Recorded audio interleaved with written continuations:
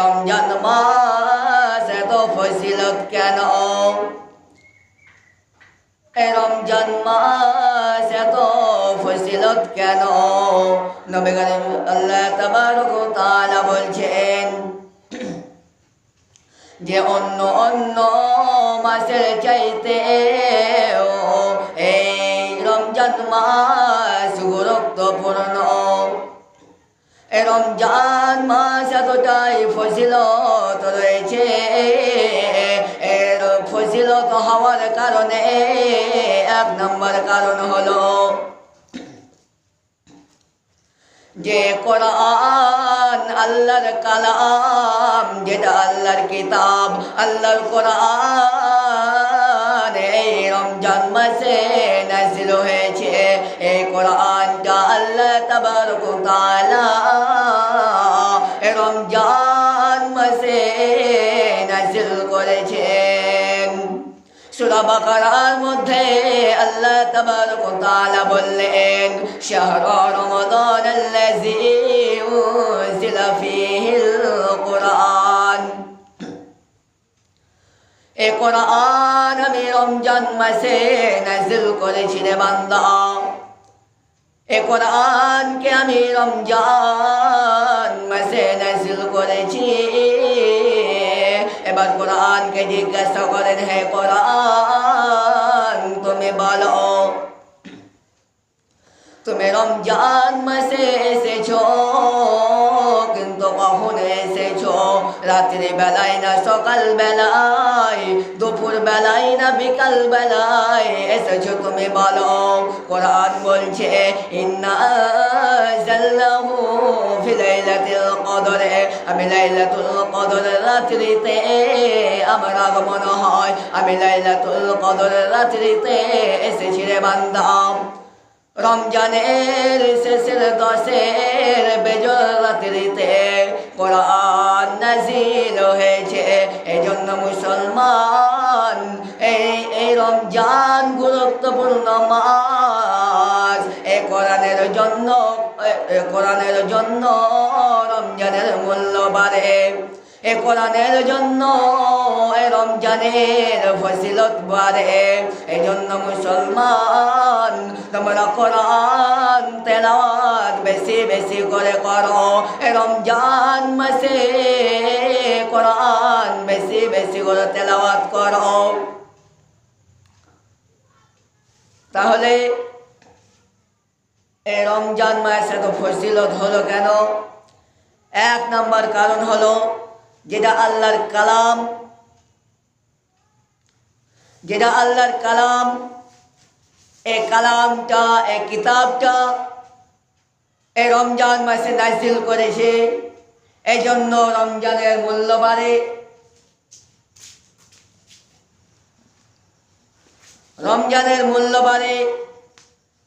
এ আল্লাহর কালাম এতটাই, এর চাইতে পৃথিবীতে কোনো কিতাব নেই, এর চাইতে দামি কিতাব পৃথিবীতে হতে পারে না।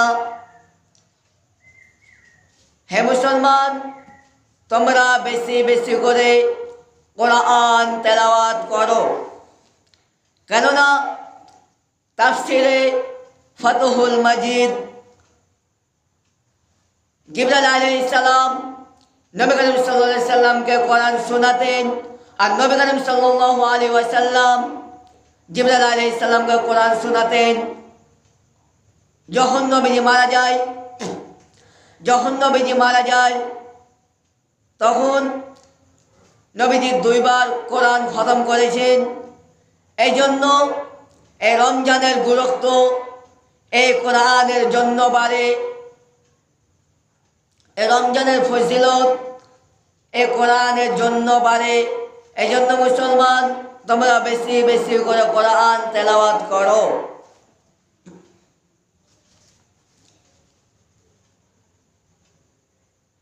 তোমরা বেশি বেশি করে কোরআন তেলাওয়াত করো। এটা কোরআন নাজিলের মাস, এটা কোরআন নাজিলের মাস। রমজান মাসে কোরআন নাজিল হয়েছিল। কিয়ামতের দিন দুইটি জিনিস সাক্ষ্য গ্রহণ করবে, দুইটি জিনিস মানুষের জন্য সাক্ষী দেবে, দুইটি জিনিস মানুষের জন্য কাজে আসবে। কিয়ামতের দিন কেউ সাক্ষী দেবে না। এই দুইটি জিনিস আপনার সম্মুখে আপনার জন্য সাক্ষী দেবে। একটি হলো কোরআন। এ কোরআন আল্লাহ তাবারক তাআলাকে বলবে, হে রব্বুল আলামিন, তোমার এই বান্দা তোমার এই বান্দিটা রমজানে কোরআন তেলাওয়াত করেছিল। আল্লাহ, তোমার এই বান্দা তোমার এই বান্দিটা না খেয়ে না দে রোজা করেছিল। আল্লাহ, রোজা করার পরেও কোরআন তেলাওয়াত করেছিল, রাত জেগে জেগে কোরআন তেলাওয়াত করেছিল। হে রব্বুল আলামিন, আমার সাক্ষ্য গ্রহণ করে তাকে জান্নাতে দিয়ে দাও। তখন আল্লাহ তাবারক তাআলা তখন ওই কোরআন পড়নেওয়ালাকে মাফ করে দিবে, তাকে জান্নাতে দিয়ে দিবে। এর কোনো চিন্তা রবে না।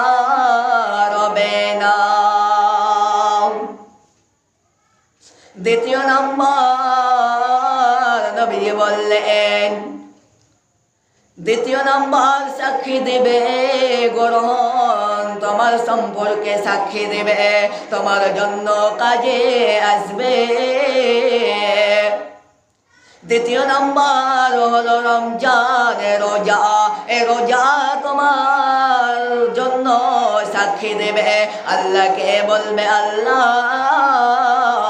তোমার এই বান্দা তোমার এই বান্দিটা অনাহারে থেকেছিল। আল্লাহ, তোমার এই বান্দিটা ভোগ লেগেছিল, পিপাসা লেগেছিল। আল্লাহ, এরপরও তোমাকে ভয় করে এ রোজা পালন করেছিল। আল্লাহ, এ রোজা পালন করেছিল। হে রব্বুল আলামিন, আমার সাক্ষ্য গ্রহণ করে তাকে জান্নাতে দিয়ে দাও। তাহলে যে ব্যক্তি রোজা করবে এ ব্যক্তির কোনো চিন্তা থাকবে না। ইসলামের সওদা নিয়ে আসল ধরাই রমজান, ভোরের আগে নিয়ত বাঁধো, ভুল করো না মুসলমান। জান্নাতেরই আট দরজা, রাইয়ান নামে একটি দ্বার, সে দ্বারেতে যাবে কেবল যারা আল্লাহর রোজাদার। ইসলামেরই সওদা নিয়ে আসল ধরাই রমজান,